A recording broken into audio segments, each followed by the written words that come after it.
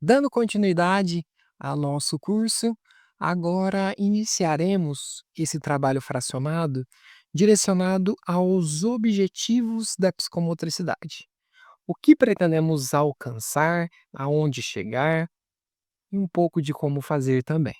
É claro que o nosso processo executivo ele vem em um próximo módulo, aonde já colocaremos em ação, tá? Ainda estamos nessa introdução da psicomotricidade, mas o conteúdo agora será destinado a esses objetivos. Primeiro objetivo que eu coloco aqui para vocês é a questão de ampliar as capacidades motoras e as capacidades cognitivas. O que isso significa, Guilherme? Ampliar essas capacidades motoras e cognitivas. Assim como eu já dei uma breve fala no vídeo anterior, ampliar essas capacidades cognitivas e essas capacidades motoras significa o quê? Nós estaremos trabalhando o corpo em movimento, todo o seu trabalho funcional, juntamente com a organização da nossa cabeça em relação a eles. A funcionalidade desses movimentos, desse corpo, todo esse enredo para que ele seja organizado e para que ele tenha um equilíbrio. E esse trabalho, ele alavancará essas habilidades e colocará ela em função. Então você vai pensar, você vai organizar o que você vai fazer e colocar em prática. Então, assim como qualquer coisa, o movimento ele não pode ser desorganizado, ele precisa de uma orientação, ele precisa ser organizado no sentido de funcionalidades mesmo. Não adianta eu correr, só que esse meu correr não vai ter funcionalidade nenhuma. Ele tem que ter um objetivo, ele tem que ter um propósito. Então, essa organização e principalmente o equilíbrio entre o nosso pensar e a nossa execução, para que a gente tenha tudo isso muito bem organizado. Uma outra questão que é de extrema importância é a percepção espacial e também a percepção corporal. Eu preciso entender, primeiramente, do meu corpo, preciso entender todas as partes, eu preciso ter essa visão do que é cabeça, do que é ombro, do que é alto, do que é baixo e também do ambiente externo. Eu preciso ter essa noção de espaço, aonde cabem as coisas, aonde acaba o sofá, aonde chega numa calçada. Então eu preciso ter toda essa organização, eu preciso organizar essas informações dentro da minha cabeça e colocar isso tudo em prática. Eu me organizo em relação a isso. E essa questão, ela entra principalmente em muitas AVDs, como o jantar ou almoçar, essa ação de comer, como que eu vou movimentar os instrumentos, como garfo, como faca, o espaço que eu tenho para fazer isso dentro de um prato.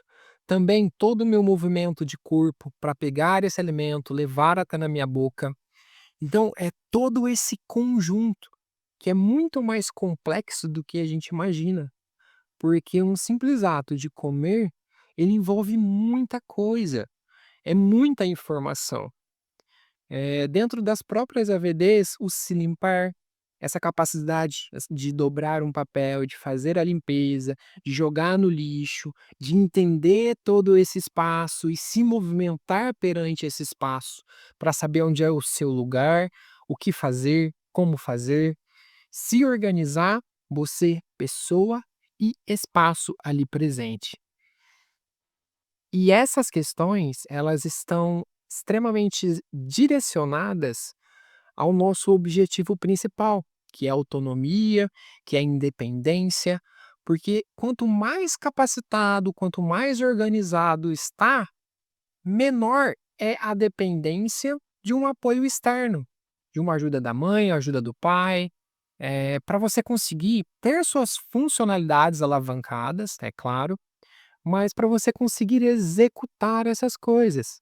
Então, essa questão de almoçar sozinho, de ir no banheiro sozinho, de poder ir no quintal sozinho, tá, de ter toda essa capacidade, esse preparo organizado para essa independência. Escovar os dentes, entender que precisa todos os dentes estarem limpos, conseguir olhar, ver que está limpo, ter essa sensação, conseguir observar, olhar para si, ver se está sujo, principalmente no banho, a parte de limpeza, que é esfregar todas as partes do corpo. Então, isso é muito bacana e isso engloba muitas coisas.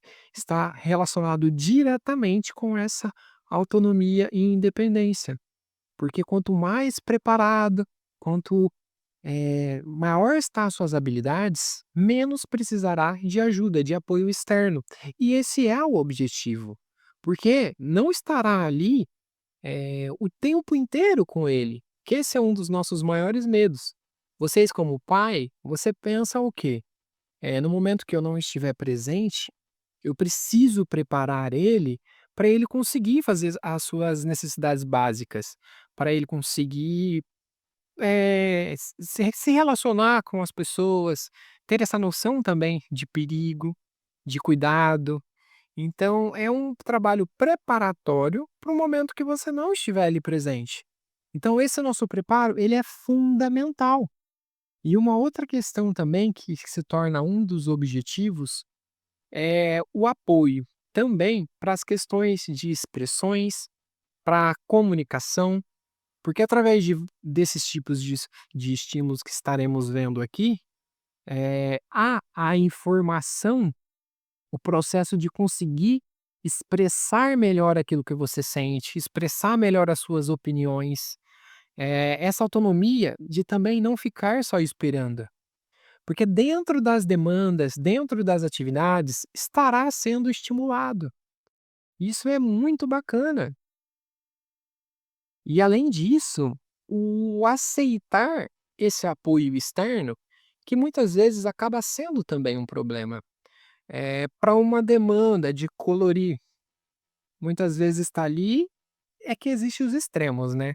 Aqui temos a situação que quer fazer sozinho, que não aceita aquela ajuda. Também temos a situação do desinteresse, então joga para a pessoa realmente quer que ela faz. Mas o trabalho coletivo, aquela troca, ela vai estar sendo extremamente cultivada para ter essa realização conjunta, para ter toda essa troca, que essa troca da realização coletiva, ela é maravilhosa. Porque você vai ter alguém para estar fazendo junto com você, esse alguém vai te estimular, ele vai gerar interesse e principalmente, esse coletivo juntamente com uma parte lúdica, porque nada mais gostoso é do que você aprender algo, mas aprender se divertindo. Muitas demandas, quando elas são chatas, no sentido de exigir muito, isso é uma coisa muito fixa. Quando abrimos essa porta do dinamismo, da flexibilidade para demandas, se torna muito mais leve, e isso dentro da psicomotricidade nós conseguimos. Eu fraciono todos esses nossos objetivos de forma leve, então eu consigo ensinar através do brincar. Inclusive, eu vou deixar aqui embaixo um material de 80 atividades já prontas, todas definidas, explicadas, também com algum material visual de atividades que você consegue estar estimulando dentro de casa, em um espaço aberto, em um parque, que é maravilhoso, porque você vai estar tendo essa troca direta. Você, pai, você vai estar tendo essa troca direta. E se você já vai estar esse tempo brincando com o seu filho, por que não colocar brincadeiras lúdicas que são fundamentais para o processo de desenvolvimento? Essa é a chave. Já está brincando, já está ali nesse tempo, aproveita para favorecer, para contribuir. Isso é maravilhoso. Eu vou deixar aqui embaixo, nesse vídeo, na aba que tem aí embaixo, esse material para você também. E que ele foi muito bem feito, ele foi muito pensado e é de ótima qualidade, beleza?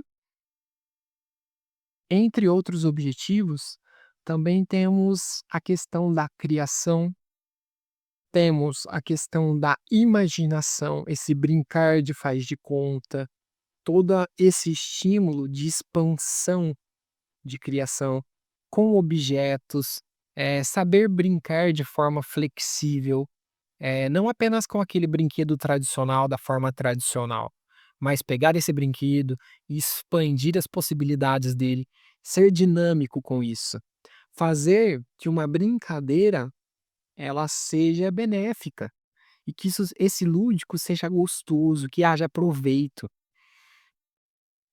Esses são alguns dos objetivos, tá, do que são visados dentro da psicomotricidade. Mas como eu falei para vocês, esse trabalho fracionado continua no próximo vídeo.